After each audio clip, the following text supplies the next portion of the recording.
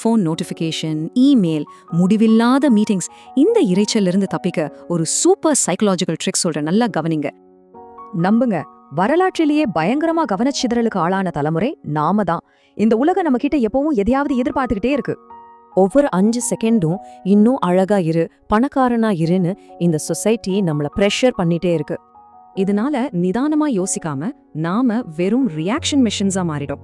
இது ரொம்பவே டேஞ்சரான விஷயம்.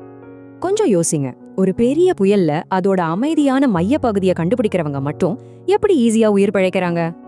இத புரிஞ்சுக்க 1000 வருஷத்துக்கு முன்னாடி நடந்த குருக்ஷேத்திர போர்க்களத்துக்கு போவோம். எங்கும் காத பிளக்கும் சத்தம், முழுமையான குழப்பம். அந்த குழப்பத்துல அர்ஜுனன் பயங்கரமா நடுங்குனான். கோழைத்தனத்தால இல்ல, அங்கிருந்த கூட்டத்தையும் வரப்போற அழிவையும் நினைச்சு அவனுக்கு பிரஷர். ஆனா அங்க கிருஷ்ணர் ரொம்ப அமைதியா இருந்தார். போற நிறுத்தாம மனசின் ஃப்ரீக்வன்சிய மாத்த ஒரு சூப்பர் ட்ரிக் சொன்னாரு. அர்ஜுனா, வெற்றி தோல்வி மீதான பற்றை விட்டுட்டு கடமைய மட்டும் செய். இந்த மன அமைதிதான் யோகம்னு சொன்னார். இங்க நல்லா புரிஞ்சுக்கோங்க, பற்றுங்கிறது அன்பு இல்ல, அது உங்க மனசையே இறுக்கமா கட்டி போடுற ஒரு கண்ணுக்கு தெரியாத விலங்கு. வெற்றி மேலேயோ புகழ் மேலேயோ நீங்க பற்று வச்சா அதுவே உங்களை முழுமையா ஆக்கிரமிச்சு உங்களுக்கு பாஸ் ஆயிடும். 100% வெற்றிக்கான கிருஷ்ணரோட தந்திரம் ரொம்ப சிம்பிள். ரிசல்ட் என்னாகும்னு யோசிக்காம உங்க வேலையை மட்டும் செஞ்சுட்டே இருங்க. பலனை எதிர்பார்க்கறத நீங்க உங்க மனசுல இருந்து தூக்கிட்டாலே தோல்வி குறித்த பயம் உங்களை விட்டு தானாகவே ஓடிடும். அடிச்சு சொல்றேன், பயம் இல்லாம செயல்படுற ஒரு மனசுதான் எந்த இடத்திலையும் ரொம்ப வலிமையான ஆபத்தான ஒரு சக்தியா மாறும்.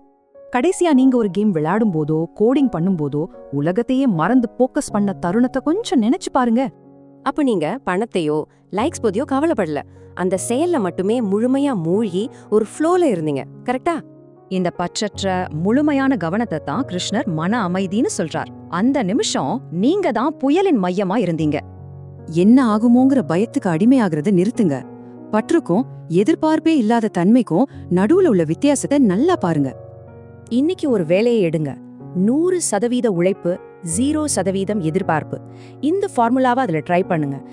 உங்க ஸ்கோர் போர்டை பார்த்து கவலைப்படுறத உடனே நிறுத்துங்க. உங்க முழு கவனத்தையும் கேம்ல மட்டும் வச்சு சிறப்பா விளையாடுங்க. கண்டிப்பா ஜெயிச்சே ஆகணுங்கிற வெறி உங்களுக்கு இல்லாத அந்த நொடியில தான் யாராலையும் தோற்கடிக்க முடியாத ஒரு சக்தியா நீங்க மாறுறீங்க.